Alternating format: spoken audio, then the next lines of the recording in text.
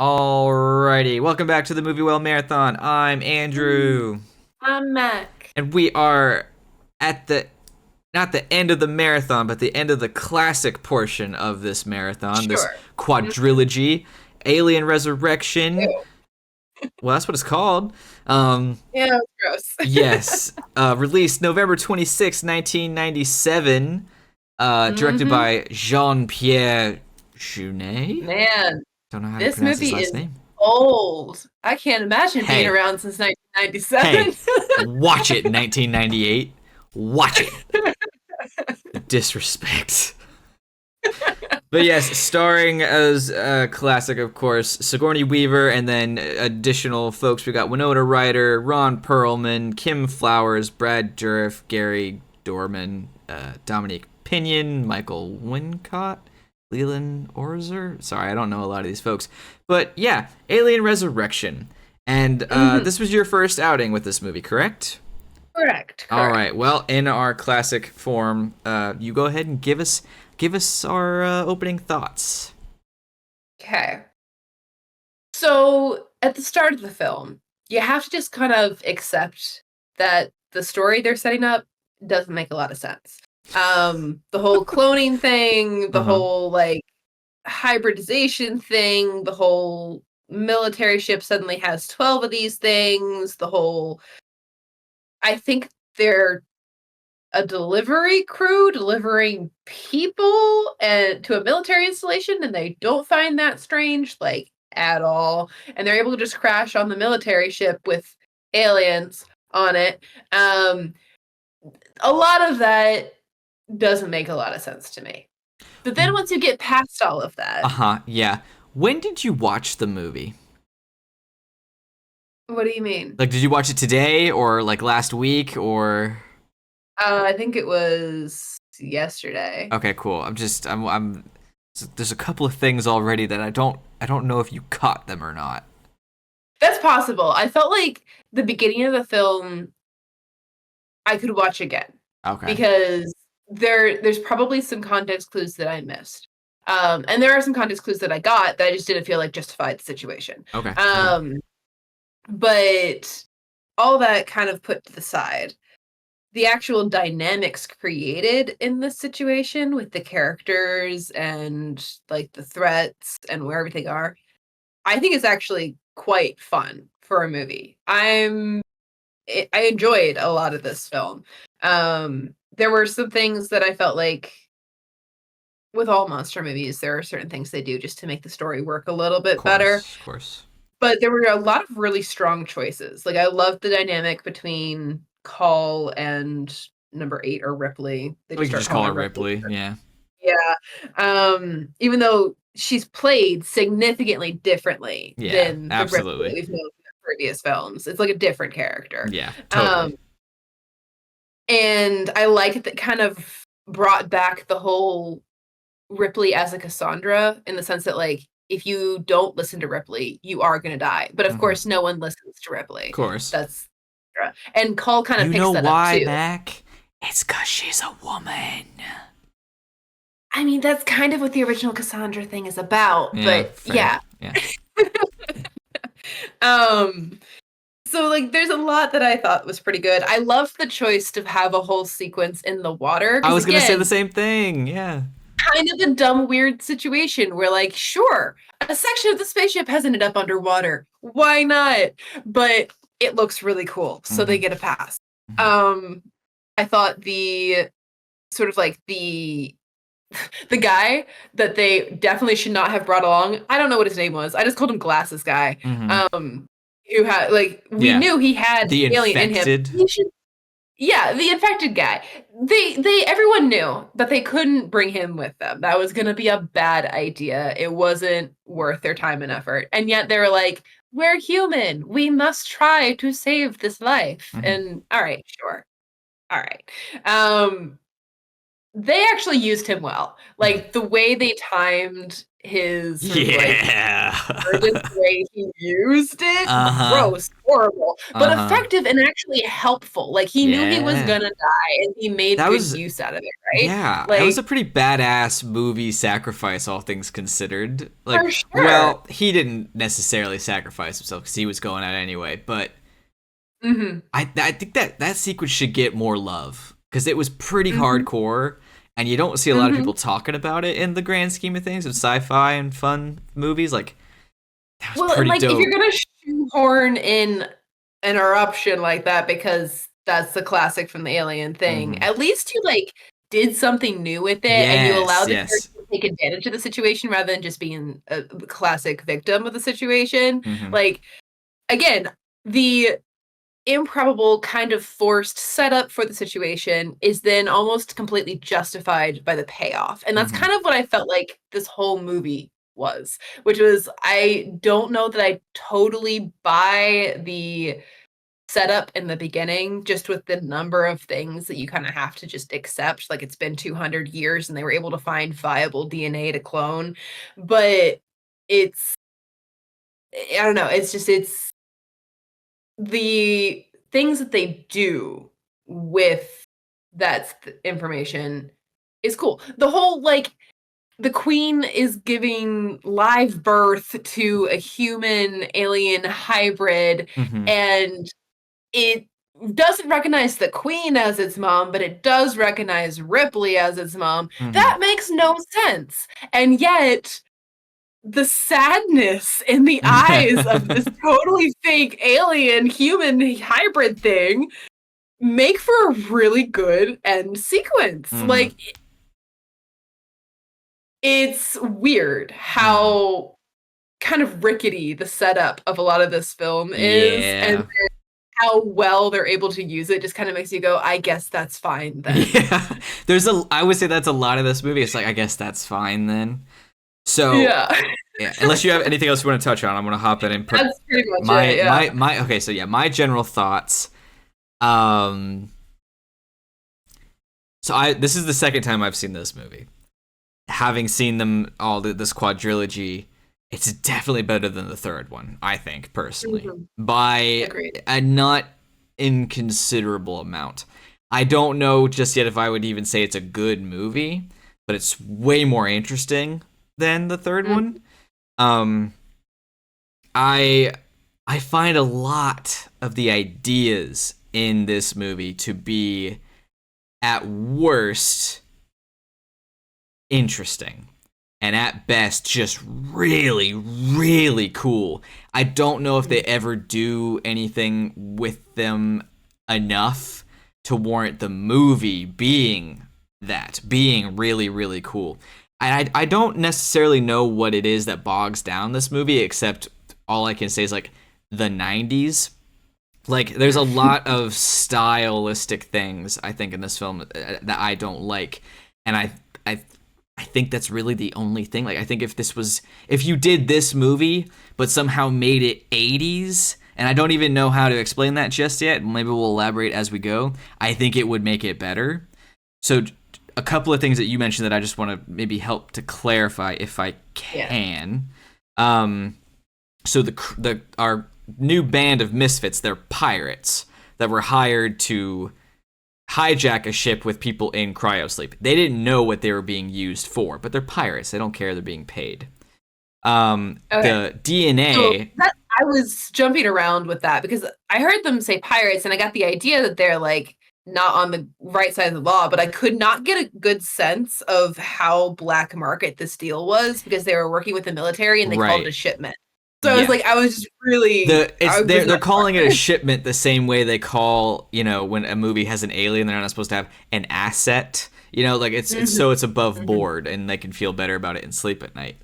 So yeah, there are issues with that as well that I want to get to, but like so yeah, they're pirates hired to steal people. They don't know what it's for. The 12 aliens come from the 12 eggs that the queen has laid over the course of the week that this film kind of takes place over, and that's where we get that. Um, and then the DNA, I can never remember what it is. It's either from the ship that crashed after Ripley was infected, like that kept track of their biometric stuff, or it was the prison after her medical examinations. They had the DNA. It's taken 200 years to get to the point where they could do this kind of cloning. Okay, so they've preserved it for that long. Yes, like, and now, and as they also indicate in the movie, this isn't an above board procedure. The military is doing this on the hush hush, so it might be something they had mothballed, like the super soldier program in the MCU, until Ross got his hands on it and made Abomination, kind of thing. So, well, then it kind of raises the question of, like, would a person who is, I guess, carrying an embryo of an alien have enough of the alien DNA to then recreate both the host and the alien? Right. That's one of the ideas that I think in general is really, really cool, though. Because, like, I like the thought process that they have in the movie, genuinely, that this idea that their genetics, not that their genetics are similar, but you get enough out of DNA to replicate the body as a whole, including foreign bodies, as a clever way to bring back Ripley and the xenomorph. I don't love that Ripley's back in this capacity. We could talk about that more in a second. But as far as MacGuffin ways to bring back a character that died, this is a pretty dope one. Like, this isn't multiverse, this isn't robots, this isn't time travel. This is kind of cool, all things considered. And the process... Well, and it, like, ruins her, right? Yes. It's a very interesting thing to deal with. And the process of it, that's foreshadowed with the opening... all of the, like, we don't know it yet. Those are all the failed experiments. We've got Ripley's 8. To see all of them, and for there to be failed experiments where the DNA was combined, and that actually still being the case. Like, I think hybrid Ripley and hybrid Queen are awesome ideas. Super cool. Her acid blood, her instincts, her increased strength. I think it makes for a very interesting movie in a better decade. Narratively, it's also quite interesting as well, where, like, Ripley and the alien have been diametrically opposed in these films. Like, the moment they kind of find out about each other, they are native enemies, right? She almost becomes like an alien hunter in the last couple of films because of her sense of knowledge about the situation. She becomes like a nemesis to these things. And now she is the mother of them, and her DNA is entwined with them, and she's a part of their hive mind. And she also knows that it's not natural or native to her. She's still kind of on the side of, like, she shoots them and actively, kills one that could arguably be called her daughter, maybe in a stretch. Like, there's a whole bunch of weird added in that I think is good for the film, even though it doesn't really make a lot of sense. And they don't do anything with it. Yeah, not really. It's largely in the performances of the actress. Like, Sigourney Weaver is like, okay, I'm taking this new complication and I'm really working with it. But she's the only one working with it. Right. And there's definitely something to be said about the lack of, I've been hunted and or hunting these things for so long, and now I am one of them, that we don't really get to explore, which is kind of unfortunate. But staying on the positive just for a second, the idea of the combined DNA and that affecting both of them, I think ended up being really cool, because they did not have to do that she has the memories. A lesser movie would have done it anyway and had yada yada it away. I like that they actually explained that it's because the xenomorphs have inherited genetic memory, and because of that, Ripley has inherited genetic memory. I dig that shit. That's pretty damn cool. I appreciate that. There's thought that went into this, which is awesome. That being said, there are other positives that I like, but to kind of continue to mention what you had brought up and bounce off that, the surgery. Yes, in the past movies, there's nothing you can do. Off him, you're done. However, the opening of the movie has shown that we have gotten to a point where we can do procedures like that now and remove the xenomorph embryos. Like, it's 200 years, they could do it. It's not that big of a deal. So I kind of get why Call pushes for that to save him, because they actually have the option to do so. But what is weird about that sequence is a bigger issue here with our band of misfits, our pirates, I will continue to refer to them as. The movie does not do well in setting up whether or not we are actually supposed to like these people. And they do not set up, excuse me, what their moral compass is beyond calls. Because we don't even get a lot of intro time with them, like we did with the Marines in Aliens, to just know whether or not we give a shit about these guys. And then we immediately hop into the action, which on one hand, good for the movie. 3 took way too fucking long to get to anything happening. 4 hops right in. But in doing that, these characters that we don't know yet are now fighting for their lives and are working together and or dying. And I'm like, okay, do we care? Because like they're pirates and most of them seem mean and or kind of vicious, and they snuck onto this thing with weapons and we don't even really know why, because they're not there to steal anything. If they were, they never do. And only Call had ulterior motives, and now there are survivors, and like, are we supposed to care? Like, it's kind of weird for me that Ron Perlman is one of the only ones that ends up surviving in the end, and his intro immediately is just how much of an asshole he is. Like, what's his name? The guy with the handguns? He's one of the coolest ones. Christy? I fucking love Christy. He's dope. And he, like, sacrifices himself for no reason. Like, he wasn't dying. He didn't have to do that. No, that I actually found that sacrifice annoying too. I mean, I kind of get where I was coming from, because Briss, or whatever his name is, like, he was on Christy's back because he couldn't move through the space. So Christy couldn't ride on his back, right? So, like, maybe there was some logic to the self-sacrifice, but it felt poorly timed narratively, because the alien was dead. It was just hanging off of his foot. Like, he could have just, arguably, I mean, rigor mortis being what it is or whatever, he could have, like, shook his foot. Take your shoe off, man. Or, like, but he falls into water. Just drop and then turn around and climb back up. Yeah. It was weird. It was that Is there like a serious injury that he sustains in that scene? Because he stops firing. He gets acid on his face from the xenomorph. But, like, it seems to stop, and he's just in pain. But he's not dying. He's not dead, and it's not like a, if I don't do this now, I won't be able to kind of thing. Like, it's weird. And that whole sequence, I think, is a little messy, because it starts out kind of awesome, and then we get this emotional roller coaster of the scientist's betrayal. Call dies. Then Christie sacrifices himself. But does he really? Not really. After, as well, what's his name? Vrice?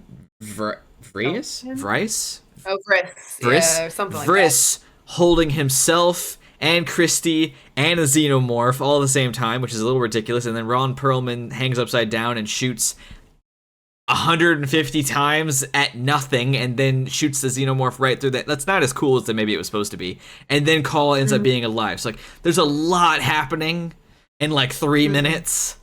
So it's kind of muddled for me.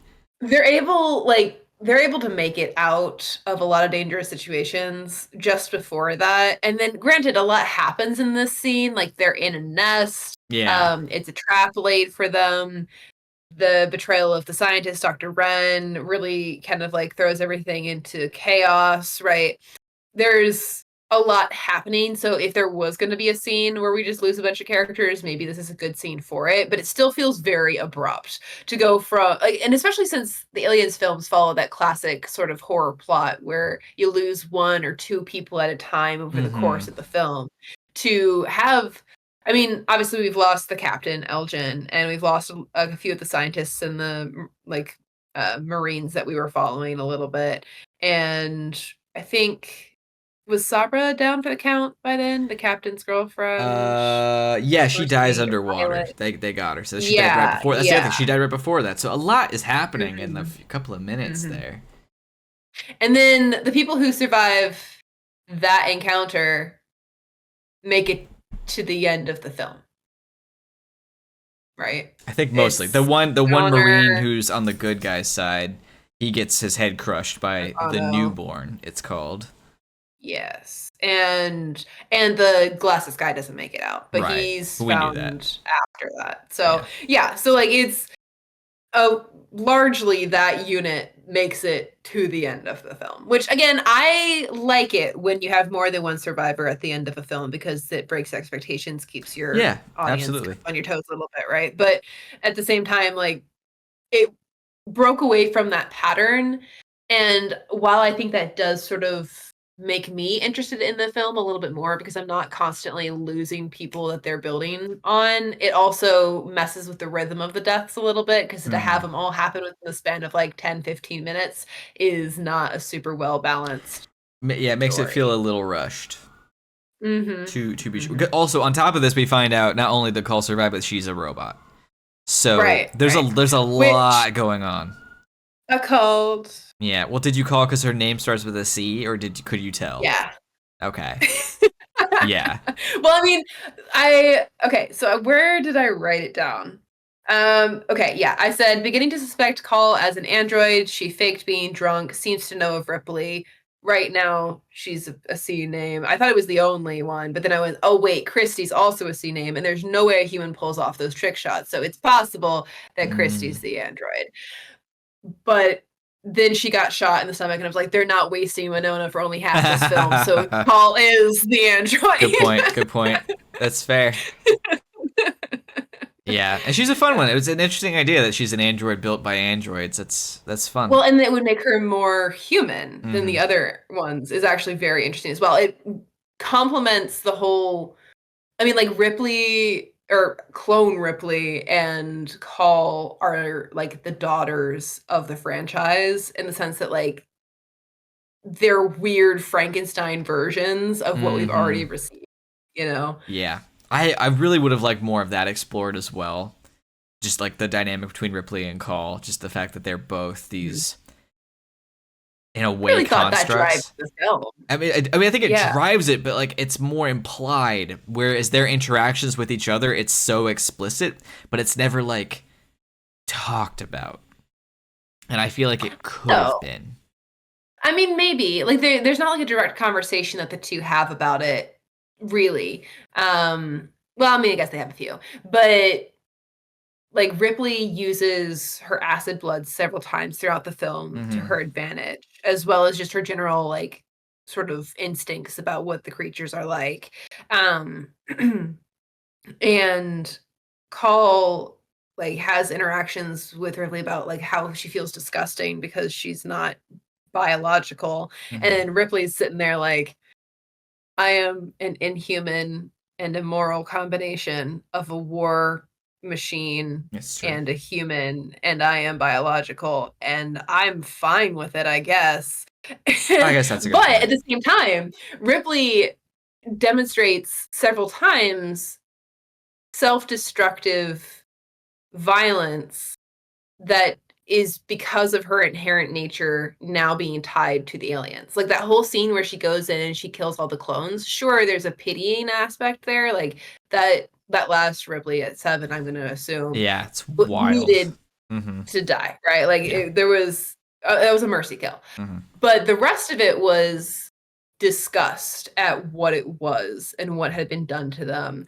And that is obviously reflected back at Ripley herself. Sure, she functions well, right? But she was still used to create the queen. She still is, again, an unholy hybrid of the two things that hate each other the most. Hmm. So there's there's at least a few times in the film where they are engaging with this idea of the combination of the two things That's and true. I how guess. uncomfortable that is with Yeah. them. I guess I would have just liked that a little more so, I suppose. I don't necessarily know what I would do different. I just feel like it could drive it even stronger. Especially with the Mhm. cat not the catalyst, I'm sorry. The climax being another example of a hybrid Mhm. being the monster. Side note, the idea is amazing. I think the design is kind of awful. I think Really? it looks weird in the worst way. I think it looks like a gourd. I I hate the little thought it was little. effective. I hate. Oh, I don't like it. I don't like it at all. I I really thought don't. it was I thought it was I good. Yeah, I don't. Yeah, no, I didn't like it to begin with, and there are some other versions of monsters we see in the coming movies that have, I think, made it age even worse. It's even more funny. Um, with this little behind the scenes tidbit that I'll give you, they originally made that puppet very anatomically noticeable. It was a male newborn, and it was explicit. So they had to change that because the studio was like, no, because with the size of this thing, the way it is, this thing No. that we're having issue with was like 3 feet long. It was not good. Oh God. It was not good. So Not a great choice. I'm glad they changed that. But I really don't like the face. It just looks too much like a weird Halloween mask with the skull with the eyes within it. I'm just not digging it. I also thought it looked silly when we first saw it, but then the way they were able to make human expressions and the way that they played with the shadows in the eyes, I liked it. It looked disgusting, right? Because it was, again, a horrible combination of two things that were not meant to be combined. But I felt like it was effective in driving that point home. At the same time that, as horrible as it was, inspired sympathy because of how it seemed to crave connection. Obviously, it was dangerous. It killed people. Yeah. Like, it is still a monster by every definition of the word, but it was also a newborn monster. Ugh. And they actually kind of conveyed that really well. I It was suppose. gross and uncomfortable, but they It was. did effectively make their point. I guess. I mean, look, you are right. I wish they would have maybe done something where it was more a xenomorph dome head, but had like really translucent skin, and so within the dome you could see a human skull and like human eyes there. Like, so I don't know, something to make it just a tad more cool, because it's conveying the story, it's conveying the narrative, but I don't like it's actions that are terrifying, and from the neck down it's terrifying. I find its face too goofy, and this franchise is kind of awesome monster wise, like, and it's just it feels weird running around being chased by this marshmallow xenomorph pumpkin faced thing. I'm not digging it. I'm not digging it. I suppose. I mean, it's definitely strange. I guess I could get on board with that choice. The Fine. way they did it. All right. And sure, there are cooler ways to indicate a hybrid. I would argue that Ripley is a bit of a victim of that. Her nails are manicured. Sure, they're claws, but it's manicured nails, right? And like her whole outfit that she gets put in, she can't even run in those pants. That's an example, I think, of the '90s aesthetic, the leather suits and all that. Yeah. So like, it's not that the design choices in this film are always perfect or great. It's just that I felt it was horrible, and yet you looked in the eyes and they felt human, even though they clearly weren't. And it effectively conveyed the weirdness that this film set up in such a good way that, again, it was one of those situations where, like, I don't know why we're doing this. I don't know why we had a human alien hybrid live birth situation. But now that we're here, they have executed it really well. And I am uncomfortable, but in a way that I'm supposed to be uncomfortable. Like, it's a part of the movie. So I don't know. I thought it was a decent design. I'll give you that then. I'll give you that. Maybe it's something I'll come around on, as I've only seen it twice. It is something that we will have to, maybe for fun, revisit when we get to the end of the marathon. Okay. But as of now on this movie, I can't even really segue. Just like another point as a negative. since we kind of mentioned the 90s thing, the tone of this movie I find troublesome only because of the 4. It's the only one that does this, where there's actual moments of goofiness.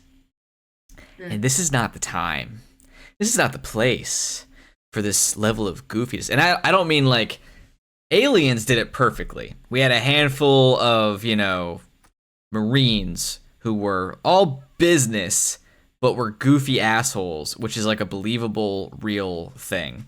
This movie has a essentially Black Ops secret military medical science ship cloning a woman from 200 years ago to bring back a crazy alien that they want to weaponize, and they're doing it by killing people, hiring pirates to steal people. And we've got this captain guy who's just the goofiest motherfucker we've seen in these 4 movies. Just straight up. There's nothing cool or intimidating about him. He's just silly. And then we have the pirates, which are mostly okay. Mostly. But then we have this super late 90s, early 2000s sequence of this dick measuring basketball off sequence, which we did not need at all. The only thing that it does, and it does do well, is it introduces and conveys that Ripley is physically superior. They could have done that, though, with her, like, boxing. And they even have Call wearing boxing gloves later. Like, they're in a gym with, like, the sandbags and shit. It didn't have to be, let's do basketball, because kids love basketball, right? Everyone loves basketball. Like, I just thought that was dumb. It was just silly. I mean, the whole scene is kind of cringeworthy with the whole like face off with Johnner and everything. It does explore an aspect of this new Ripley that Ellen Ripley would not have had, like classic Ripley. In this like sort of tempting fate and like kind of quick to violence thing that she has going on, like this sort of unstable element. It establishes that pretty well. And I think it establishes it in a way that a combat sport would not be able to effectively convey, because if you're in a boxing ring, you're already fighting, right? If you're playing basketball, there's the whole like I guess flirting thing was strange and uncomfortable, but in basketball, you don't need to elbow someone in the guts to win. I guess. That shows aggressiveness. And I also love that she like actually made the shot in like when she turned around and like supposedly she did that for real first take. I don't know if that's true or an urban myth, but I've read the story from I guess I'm not sure how reputable the source was, but what I read was supposed to be an interview with a couple of the cast members on set. And if you look at their faces and reaction, I think you can believe it. Like, I don't think I'm just reading in a bit of shock and surprise. I think there's some genuine like, oh, she did that. She did that. Damn. Yeah. I don't know. I mean, I know you're technically right. I'm just thinking like you could still do the same thing with the boxing. Like if she's going at one of the sandbags, right? And Ron Perlman goes up and holds it and he's flirting and she punches the bag like she already was, but he like flies across the floor, indicating she's way stronger, indicating unnecessary aggression, indicating that she's not putting up with his flirting. Like, I don't know, something that conveys all the same things. Chaotic or as surprising though. Like again, if you're already punching something harder is not as surprising as not punching something and then punching somebody for no reason. I guess. I guess. That's what I'll say. It's fine. I would agree that in the sense that like basketball doesn't feel like a super necessary choice, and maybe it was just an attempt to be like topical the 90s. But and like the whole like I think it was supposed to be a character flaw, but Johnner's very sort of like macho vibe in the film doesn't quite sit right. His whole like immediate interest in this weird tall chick and the way he like after the whole clone scene, which is very emotionally charged. I was going to say the same thing. Yeah, finish that sentence. Yeah, he's like, must be a chick thing. And I think it's supposed to reflect badly on him. Like, the way it's written is it's supposed to highlight how terrible a character he is, but that is not the way to end that scene, because it No. feels like the film itself is questioning the choice Exactly. and the heavy emotions that were felt in the I was moment. so annoyed. That was such a cool, powerful sequence, and also I thought it was interesting because the movie doesn't do enough of this either, which we've already touched on a couple of times.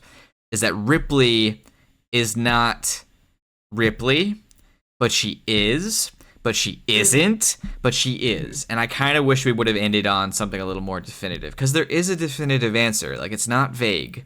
She's not Oh, I think Ripley. she's not. Yeah, Yeah, no, she's she's not not Ripley. Ripley, but she has Ripley's memories. But as the movie goes on, she's remembering more and more. And she seems to just kind of be at peace now with the fact that she's not Ripley. And the movie is making it clear this isn't Ripley. She's weirdly confident. She's way more relaxed. She is just kind of a loose cannon in some ways. This is kind of cool. That clone sequence, though, for me, it brought it back to Earth. Like I found if it was just a reminder of what she was, I feel like it would have been more of rage. And the I read that sequence, the tears, the emotion as that is Ripley. Like the memories have come forward. That is her. It's been pushed in her face that it's not her. Like I feel like at worst it's inconsistent.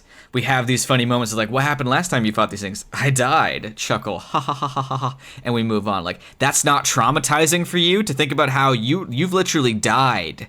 You were dead and you came back. Like, do you remember that? Like, when does the DNA memory cut off? And then she's faced with all the clones, and it's this very powerful emotional moment, and nothing like comes from that. It's not because of Johnner's moment, which still isn't good, but like right after that, she's just back to being an ass kicker, and then she's sad when the newborn dies, but like, why? Why are you sad that the newborn died? Like, Chalk that up to the hive mind thing. I suppose, Like, but like that's my thing though. Is like I kind of thought with the as the movie goes on and with our caring for Call, which I was taking again as this is our new surrogate daughter because we keep doing that. right.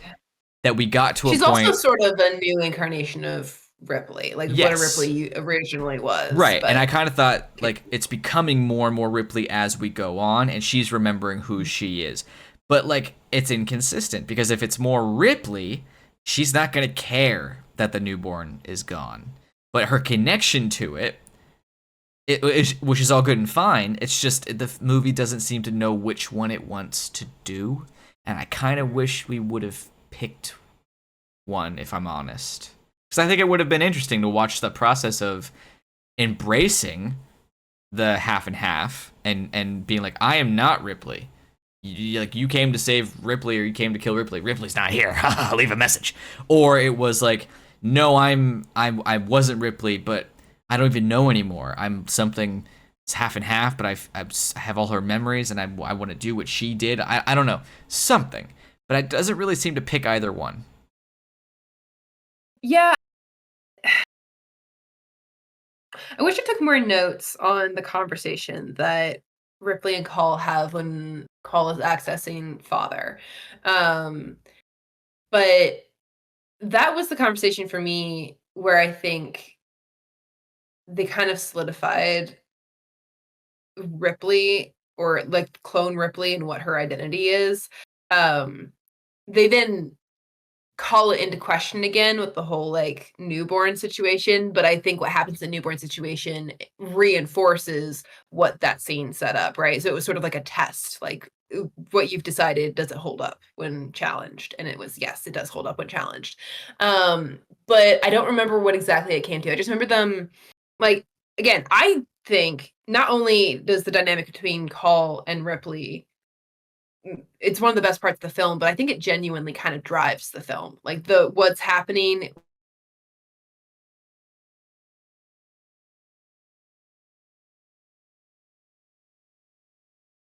that's really where things start to connect.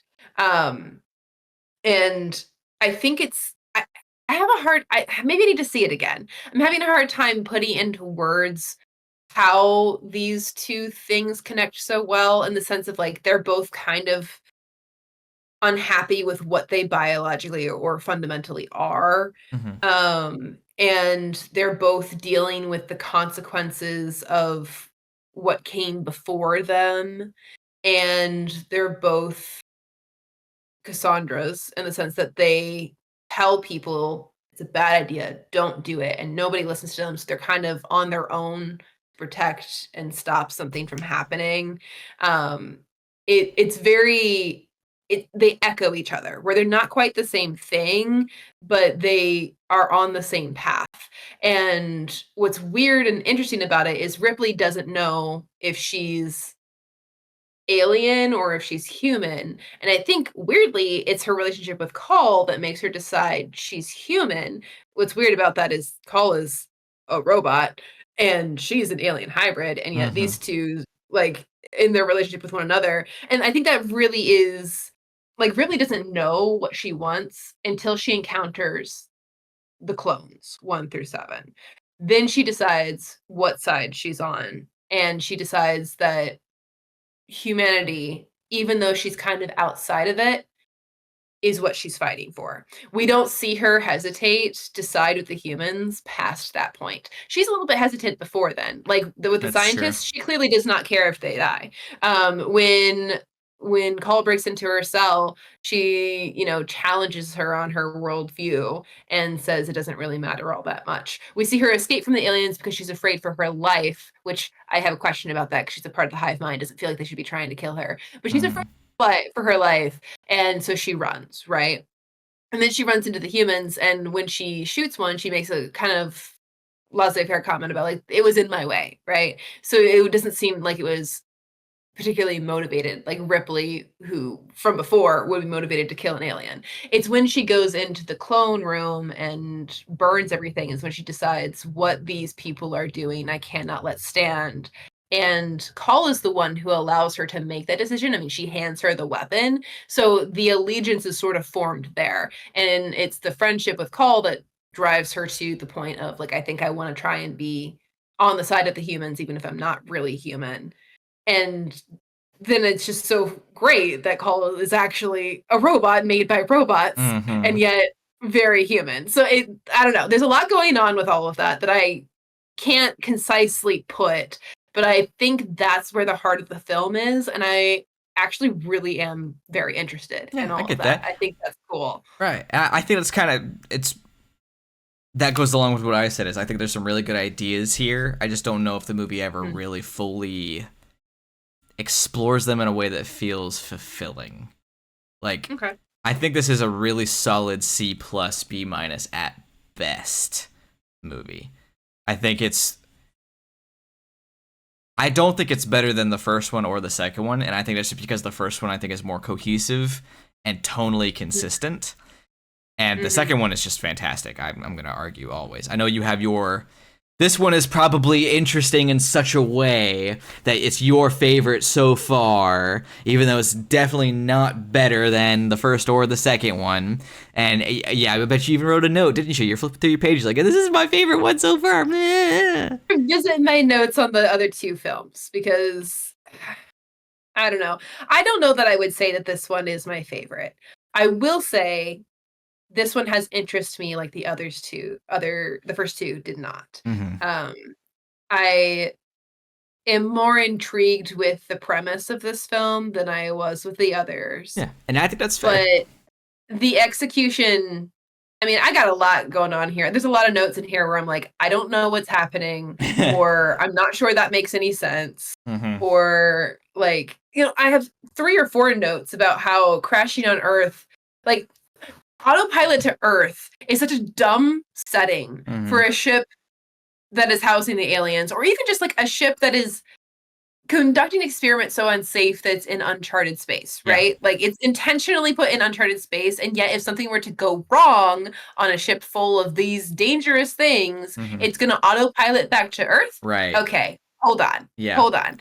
And then the idea of like just crashing the whole ship into Earth is going to guarantee that nothing survives. I mean, Couldn't you maybe. hit the moon? Like, damn. Yeah. Like, it's Yeah. I also, so I wanted to bring that up, and I'm glad you did. it's not uncharted space. It's unregulated space.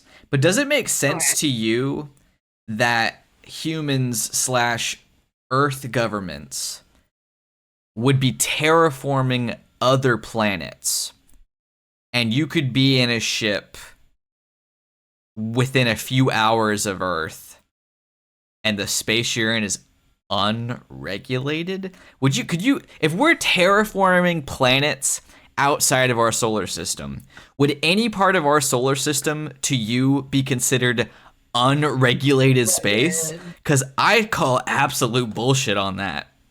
Like, especially 200 years into the future. seriously, yeah. The only thing you could say is like, well, it's because it's 200 years in the future.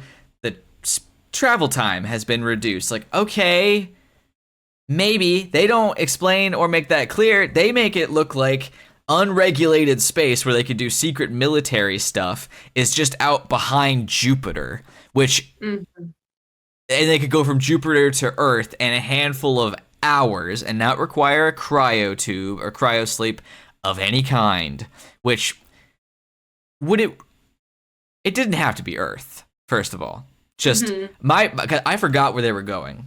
And I thought, because I was giving the movie too much credit, I thought in the worst case, the lysine contingency, some people will understand that, for if this experiment goes wrong, is the ship autopilots into the nearest star.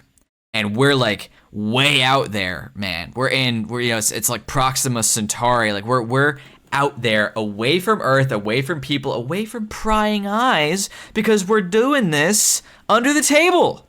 So like why, man? This doesn't have to be Earth. Also, none of our characters clearly are from Earth, because one's a robot, one's a clone alien, and the rest of them say Earth's a shithole. So even if they are from Earth, they don't care.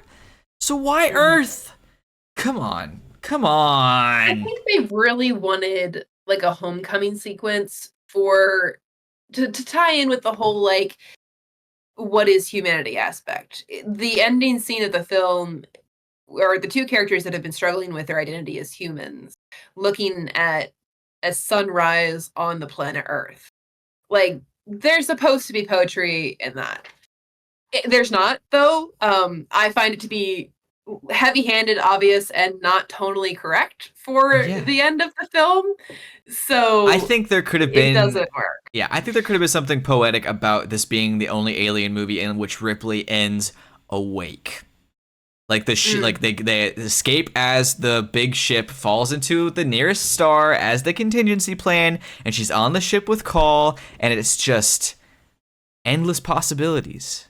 Where do we go? Second star to the right and straight on till morning. Like anything. We end with her choosing a new path. Not drifting, not, aimless, and not on autopilot. Like she's doing something herself. Because, yes, the idea of a homecoming is wonderful, except Earth has never been our home in this franchise.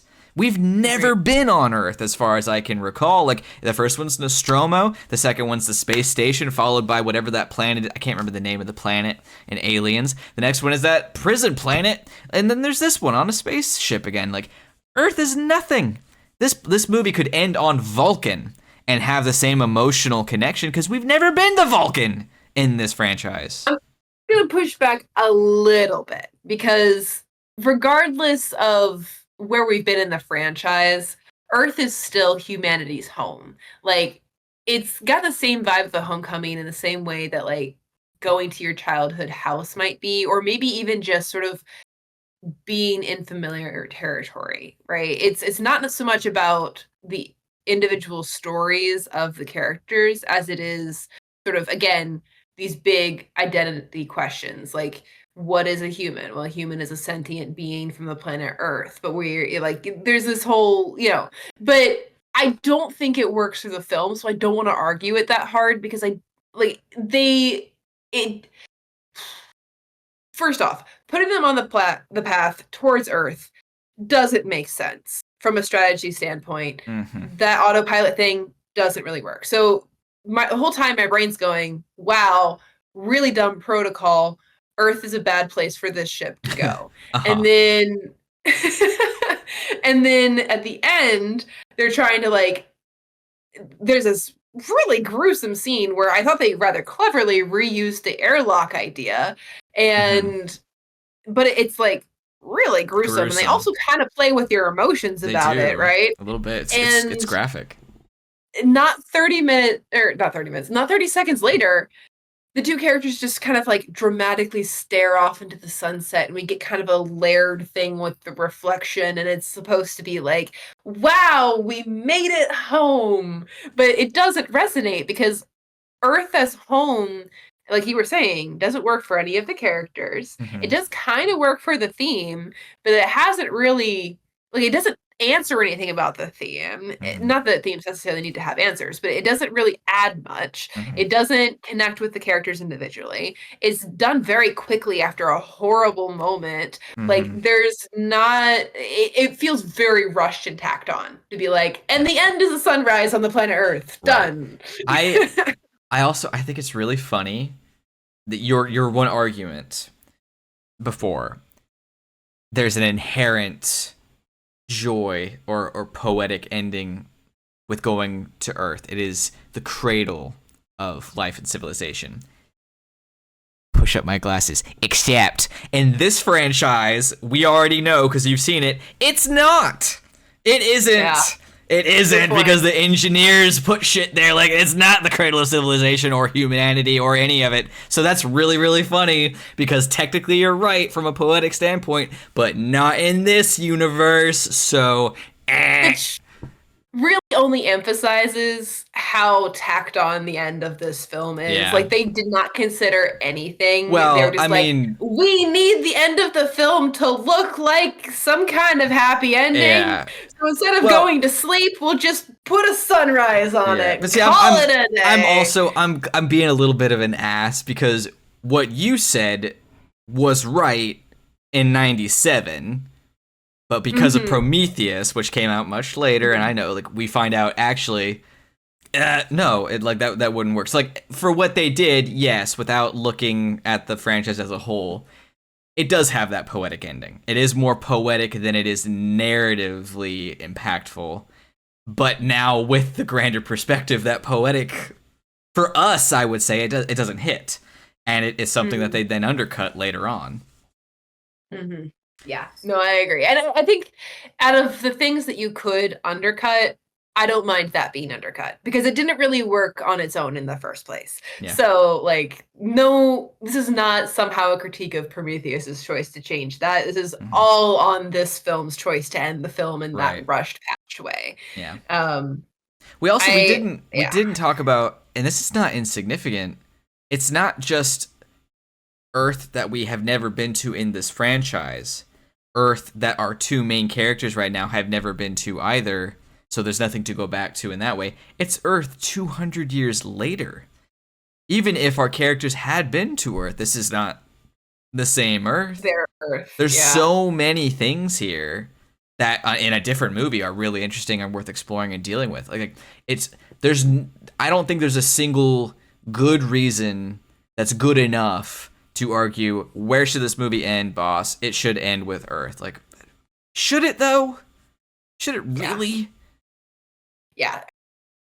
Being used, it doesn't work. Because, like, okay, either Earth is densely populated and therefore it needs to be protected from the aliens, or Earth is terrible and basically a trash heap.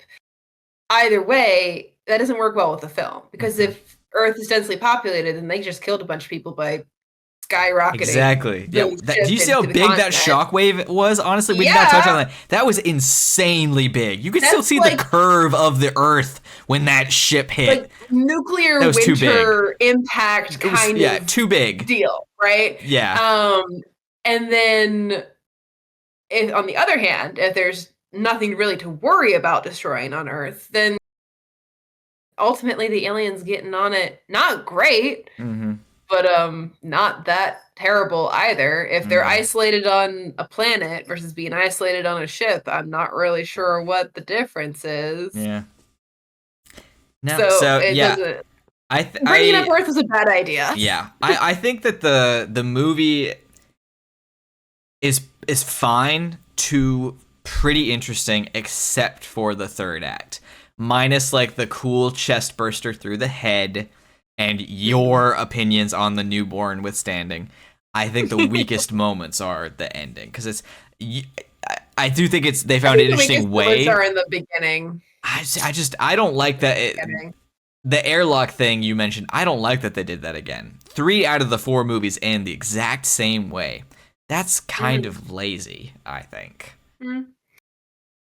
I don't disagree, but I liked the way that this film was able to rework some iconic things. Like there was an air vent that kind of like popped behind a guy and scared him, which is a callback, and there was a couple other things that they felt like references to the previous films without being the same thing, like the way that the stomach bursting thing was used, right? Yeah. I felt like the airlock put like a tiny hole in a window that like totally sucked out I the alien suppose. slowly. I Horribly suppose. gruesome. Do not get Yeah. me wrong. Right. Made me uncomfortable, but it was a good reuse of the same thing. All right. All right. Fine. Fine. On that note, 'tis it a whale, though. I don't know.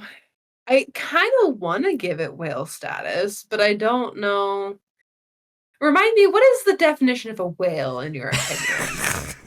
I would say 'tis a whale is we just enjoyed it that much, or it is objectively good. And for Okay. me, I do not enjoy it that much. I mean, I enjoy it, but it's one of those ones where like it's a dolphin, but not a whale. Maybe a beluga. Yeah, I'm on the fence. Because I think I'd want to watch it again before I really decided. Like Mm-hmm. I said, I think there were some things I missed in the beginning. I also think the beginning is poorly constructed so that like I mean, I was paying attention and I was having a hard time keeping up with That's things fair. going on. I even had the subtitles on Mm. and I was having a hard time keeping up with what was happening. So there's something to be said for maybe it not being written the clearest, and lots of things that I think, like I said earlier, that are rickety setups. But I really do like what it becomes, the Mm-hmm. way they use it, the way the performances are done more often than not. And so I guess not a whale, but a few more rewatches might make it a whale. Might enjoy it Or enough maybe that it's a it'll make whale. Yeah, or maybe it'll make it less. I don't know. It's definitely not a will by virtue of the quality of the film. I 'Tis think I not a just find it whale. interesting. Yeah. Yeah. 'Tis a whale watch. I don't know. Anyway, that's it. So, but yes, we are in this interesting situation with this marathon where we are through the classics and we're starting like a kind of a different mini marathon within the marathon in just a moment. Like That's it's a mini I mean, I think that's the same it thing. I was mean, the it's all same the Terminator franchise, but films are all the it's same yeah, thing. but like Terminator was like a consistent, even though messy, consistent motion forward. We've had our 4, now we're doing Prometheus, and then Covenant is a sequel to Prometheus, and then we're getting Romulus, which is not a sequel to any of these. So it's like Mhm. Star Wars 4, 5, and 6, Phantom Menace, Attack of the Clones, Rogue One. Like Yeah, yeah. it's kind of weird. So, but like really exciting. Like the next 3 I am pumped for because they are really, really cool in different ways. So, exciting stuff. So, yeah, thanks for listening. No one. Yeah. You're not here. Don't lie to me. Bye.